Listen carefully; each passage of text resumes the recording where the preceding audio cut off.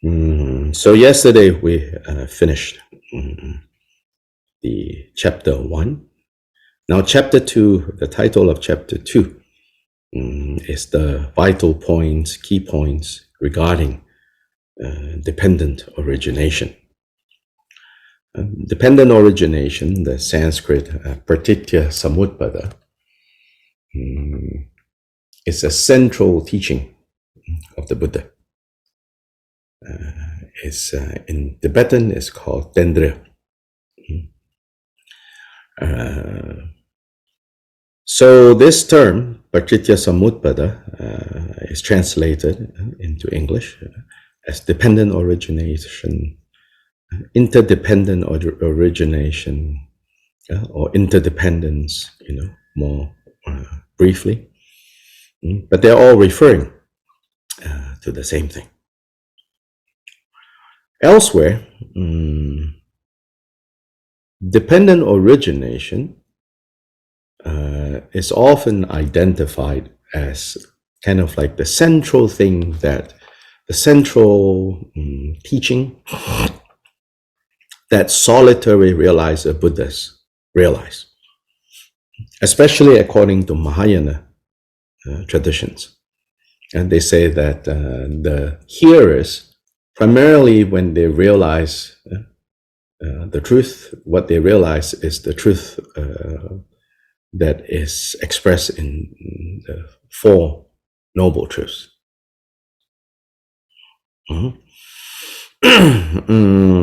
Then the central truth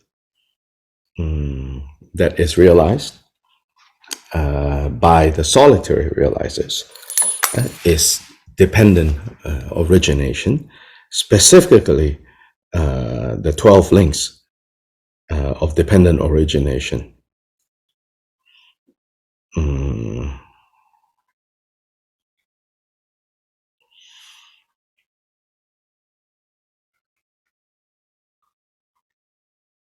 So because of that, again, often in the Mahayana tradition, they don't necessarily pay that much attention to the specifics or talk so much about this dependent origination. Of course, all traditions, even within Mahayana, when I say Mahayana, you have to remember, right? It includes secret mantra. Mahayana divided into the perfection or characteristics vehicle and the secret mantra vehicle. Yeah. So again, often it's like, oh, that is the, and then they say in the bodhisattva path, it's emptiness primarily that is realized. But here, for Kyoba Rinpoche especially, dependent origination or interdependent origination, pratitya samutpada, is a central principle. Because what it shows is how samsara comes about. Primarily, it shows how samsara evolves into what it is. All starting with what we call ignorance, marikpa, avidya, not seeing, mistaken seeing, basic confusion, basic darkness. Because of that, marikpa, all of samsara in its complexity evolves in stages. And so because there's ignorance, so then there's grasping, then on and on and on until birth and death. And then at death, this ignorance pushes us to the next life. Then when we understand how samsara is produced, we know also how to reverse. We know how to reverse the process, going in the opposite direction. and then be done with samsara. So generally, right, this dependent origination is very important to Kyopa Rinpoche. Some of you who have done the first Drigong Teachings to the Assembly, the Great Drigong Teachings to the Assembly, which we will do in February if all the conditions are, supportive. By the way, things seem to have calmed down in Peru. So, those of you who have done that, you have seen how important, that is, how strongly that is emphasized, the interdependent origination. And we'll see, Kyopa Rinpoche in that text in particular teaching the various aspects of dependent origination. He has a very unique way of showing that. And so here, there's a whole chapter of statements that his nephew Sherab Jungne feels is addressing various aspects of this centrally important teaching called dependent origination. And, at the beginning of this series that we started, I talked about the role of Nagarjuna, right? The role of Nagarjuna in teaching emptiness and emphasizing that emptiness is the other side of the coin, in which that other side is dependent origination.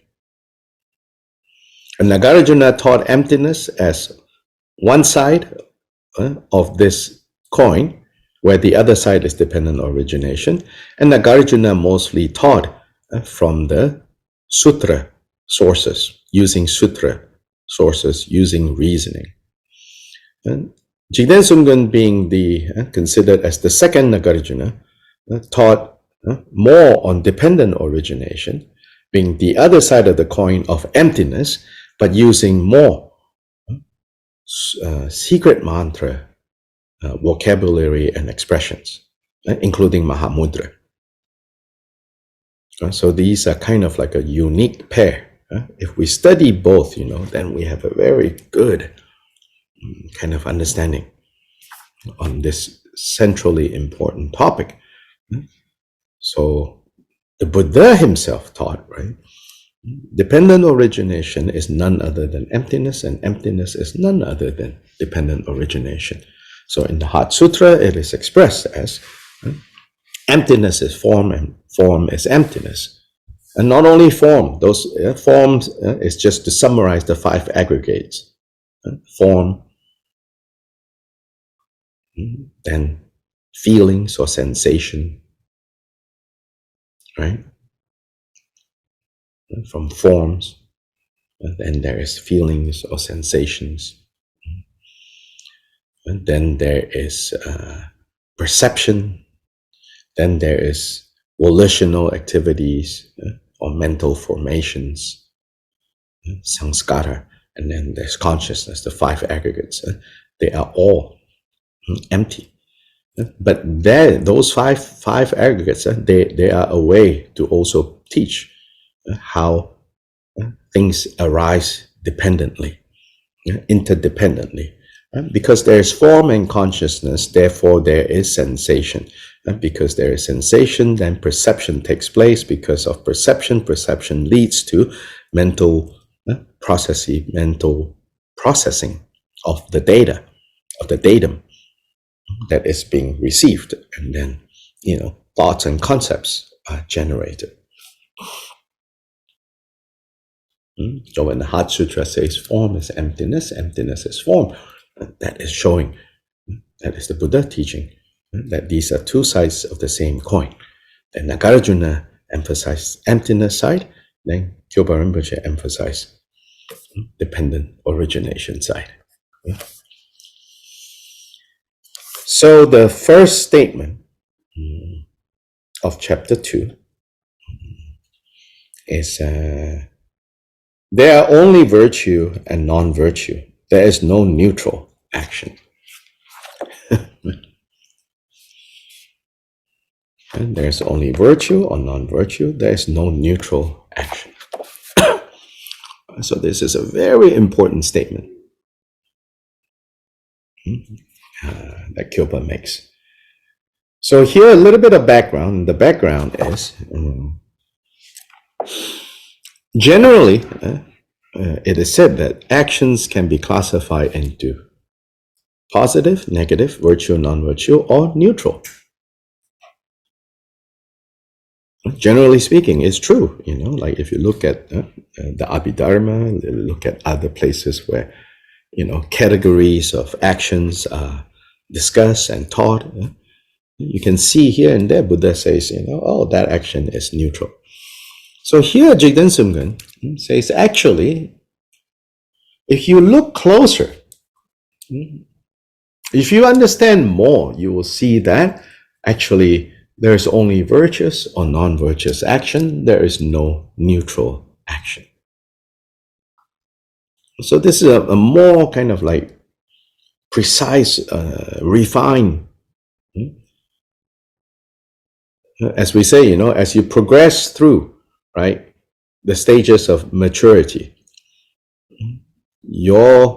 what you see becomes finer and finer. What you did not see before, before you think did not exist, now you can see more. Like I said, like this table, right? You wipe and you say, oh, it's clean now. Then you have better lenses, say, oh, actually, not so clean. Then you have better lenses, then you say, oh, actually, it's filled with germs, layer and layer and layer. So here, let's look at the Khenpo Kunpal's commentary. Actions produced by any of the three poisons are non-virtuous. And the opposites of these are virtuous. Opposite meaning, when the three poisons are not present, when any of them are not present, then those actions are virtuous. There are only virtue and non-virtue. There is no so-called neutral action. The reason for this is expressed by Nagarjuna, who says, attachment, aversion, and delusion, these are the three poisons, and actions produced by these are non-virtuous. Non-attachment, non-aversion, and lack of delusion, and actions produced by these are virtuous. Why then did the Exalted One say that there are neutral actions? So Khenpo Kunpal directly brings up this question. It says, you can see in some sutras, Buddha seems to say that there is neutral actions. Why? Because he considered them to be the cognitive obscurations and thus indirectly included in non-virtue. So Khenpo Kunpal's explanation is that in those cases where he says it's neutral, he did not say explicitly they are non-virtuous, but he did say that this this so-called neutral state is cognitive obscurations. Meaning it's a more subtle type of obscuration, meaning it's a more subtle type of ignorance, but nonetheless, it's a form of ignorance. And if it is a form of ignorance, then it's not virtuous. So important here is, then again, our question, what is the take-home lesson here? The take-home lesson here is, ignorance is not bliss. Oh, I don't know. I don't know that doing this is not right. That is what keeps samsara going, not knowing.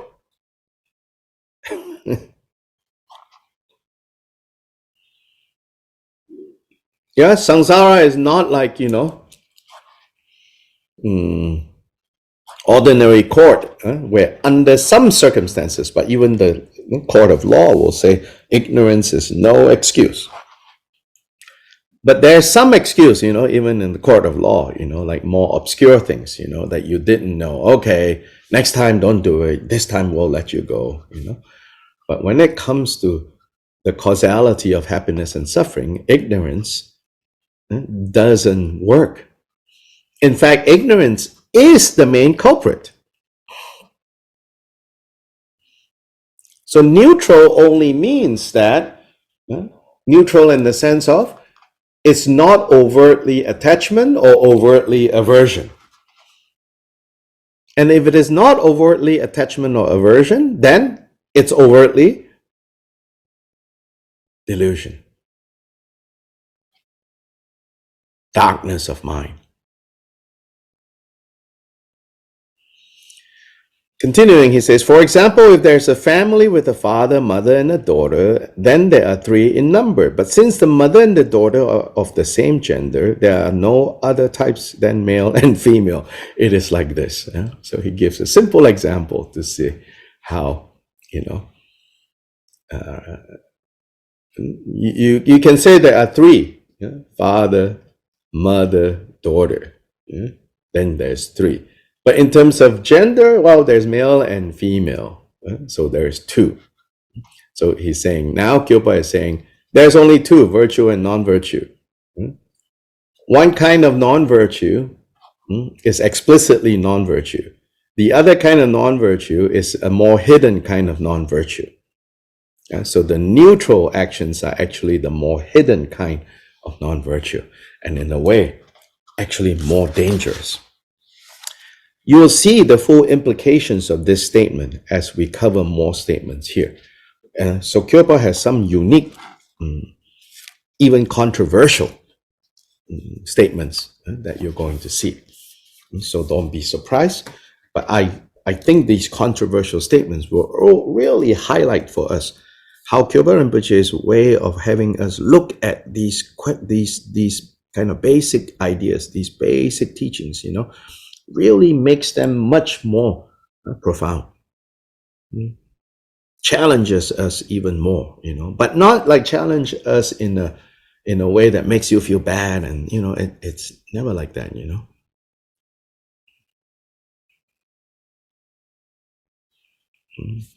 You see many examples in Kyopa's life where, on the one hand, he's very clear, and even like sometimes you feel like almost like strict. But it's not the strictness that is like imposed on people to guilt people. Never. If you feel guilty, that this is your feeling. Don't think that Kyopa is trying to guilt you. In fact, there's one account, at least, that I know of in Kyopa's life. Among his community, there was a monk who, due to things changing in his life circumstance, he became a monk when he already had a family. Then I don't remember the exact details, but something like maybe the son and the mother. Then the mother died or something like that, the wife, the ex-wife. So he found like now he has to support his son. No option. And worse than that, in order to support his son, before he became a monk, I think he was like a butcher of some sort. So then he went back to that profession. Of course, when the other monks in Kyopa's community found out, they were all, scandalized by that. And, to protect the good name of the community, they went to that monk and they said, you cannot be part of this community anymore. You have to take off these Dharma robes. You're not allowed to wear them anymore. You have broken one of the key rules of being a monk, which is not killing. So they like forcibly, take his robes. Then it said that later when Kyopa heard about this incident, he called those monks and he scolded them. He says, what you have done is the last thing that was reminding this monk who is breaking his vows are those robes. That is reminding him of his Dharma commitment of the Dharma. Now, the very last thing that is holding him, that is giving him some basis, some chance of feeling, of remembering the non-virtue as non-virtue, you have taken away now.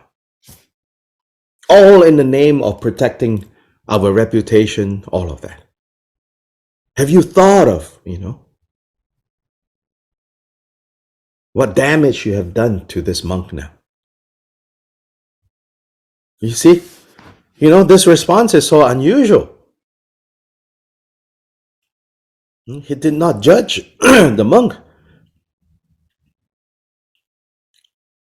Yeah, I mean, neither did he say, "Oh, it's okay, we understand you have to do this," But he did not judge the monk. You cannot, he's showing that the power of the vows is such that you never take the vows away from them, even if they have broken it. So in that sense, the vows are very personal,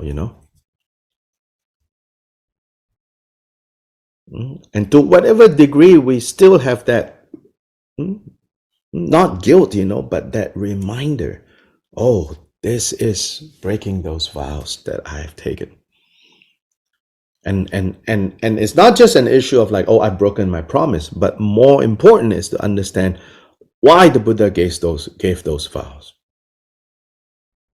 Yeah, later you will see, Kyopa says, the idea that, it's bad to break your vows should not lead us to saying, oh, therefore I'm not taking vows. Too many people think like this. Oh, I'm not going to take that vow because I cannot keep. But that's the equivalent of saying, oh, no. I'm not going to take medicine because I'm not well. I mean, the vows are there not to make you feel good. The vows are there to protect you from creating suffering. Yes, they can be inconvenient at times, but that very inconvenience is what's protecting you.